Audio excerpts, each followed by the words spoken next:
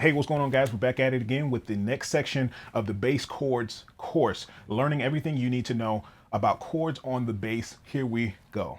All right, guys, today I wanted to talk about inversions. It's a very important part of learning chords and learning what they're all about. It's playing them in different ways, playing them in different inversions, so you can be versatile around the bass or the fretboard whenever you play chords. So we did the first part. We did the C major chord. We played that in different places. We played the C major triad. Okay, so we're working with the triad, the first three notes. Just a refresher, if we're playing it in C, we're going to be C, E, G, the first, third, and the fifth note. Okay, so if you haven't watched the first part or part one of the chords course, go back and watch that part and then come back and watch this one. But anyway, so that was our first chord here, and we learned it in different spots, even a major 7 chord. But today we're going to be talking about just the triad for now. I want to learn how to play this chord in inversions. This is a very crucial chord because you can almost never go wrong with this chord. Somebody says play a major chord, you can almost never go wrong with that because it has the essential, the first, the third, and the fifth note of it. So it's very versatile. So I'm playing 1, 5. It's even in a different positioning right here. But so let's get our first notes out. So we got C, like I said before, E, and then G.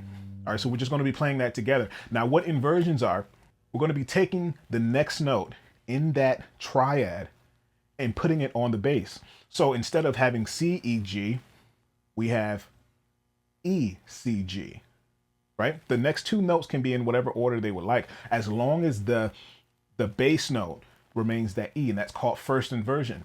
This is the root position. I just played an octave higher. This is the root position. Now the first inversion, the E would be on the bottom instead of the C. In order for us to play that, we have to play that E on we're playing the E on the 7th fret. Let's pick that. This is one way to play it. And I'm going to be showing you a different set of ways to play that as well. So we have the E, then we have, oh, look here. We got G, and then look here, we got C. All right, so we got E, G, C. So that's 7th fret, 5th fret, 5th fret. Third finger, first finger, first finger. Very pretty. Same exact chord, different bass note. Same notes apply. We have C, G, E, or C, E, G, and then we have E, G, C. It's just in different order, but our second note of that triad is the bass note. So root position, first inversion. Okay, so don't get that confused with the first chord, because the first chord is literally called the root, right? So this is the root chord. First inversion is technically the second chord. So don't get mixed up with the terminology. Just know that if it starts on C, that's your root note. Think of the C as the bass, your root, boom. The first inversion of that starts on the C, the next note of that C major triad. All right, so next we have the second inversion. All right, and take a wild guess on what note that's going to start on. We have to start that on the next note of the triad. So the first note, the first chord, the root position chord started on the C. The next inversion started on the E. So guess what? The next inversion, the second inversion is going to start on the G. Okay, so the bass note is going to be G, E, C, or G, C, E. Doesn't matter the last two notes, just as long as that bass note is the same. Is that G? Okay, so G for that one is a simple way to play that. G here on the 10th fret, A string. We have a C right underneath because that's a fourth from G to C. That's a fourth, so right underneath because the bass is tuned in fourths. And then we need an E. So the E is right here on the 9th fret, G string. Okay, so this is one way to play it. I have a third finger playing that note, the G. The C is being played with my fourth finger, and then the E is being played with my second finger. There's different ways you can play that.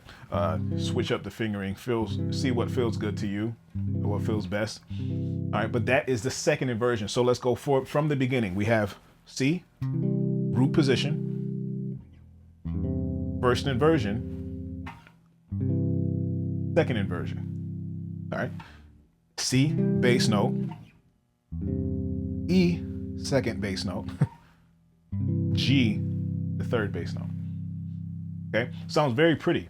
You can play all of these different chords, and they sound like different, they sound like chords, but they're the same exact chord because they have the same exact notes inside of them. So you can get away with playing the same exact chords in different parts of the bass, and it sounds like you're playing different chords, but this actually helps you learn your fretboard a little bit better. Instead of learning one note at a time, now you're learning 3 notes at a time, or a chord at one time. So you know you can use this in the context of a major scale, major chord, major song, major key, whatever, what have you, right? So you have C major.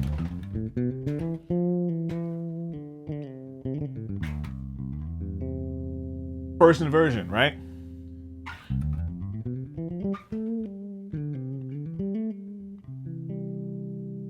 Root position.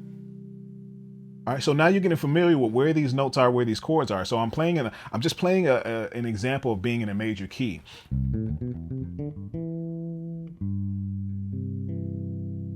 Second inversion. You see, now I'm visualizing where these notes are. So now you can think about them as a pattern, because they're not going to change. That pattern of a first inversion chord is not going to change. That's a first inversion chord. All right. Okay, so that's just a little tip to help you figure out where these notes are. In the next section of this chords course, I didn't want to make these courses too long, so I'll put this into next one. What I'm getting ready to say now is I'm going to show you a different way to play these inversions in a different position.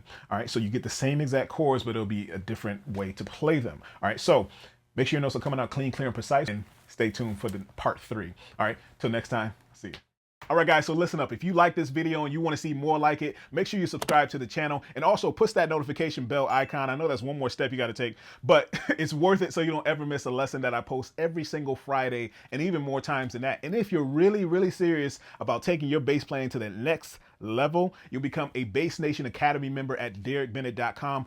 All the links and all the info is in the description. I want to see you there. Come check us out. 3-day free trial, nothing to lose. I want to see you there.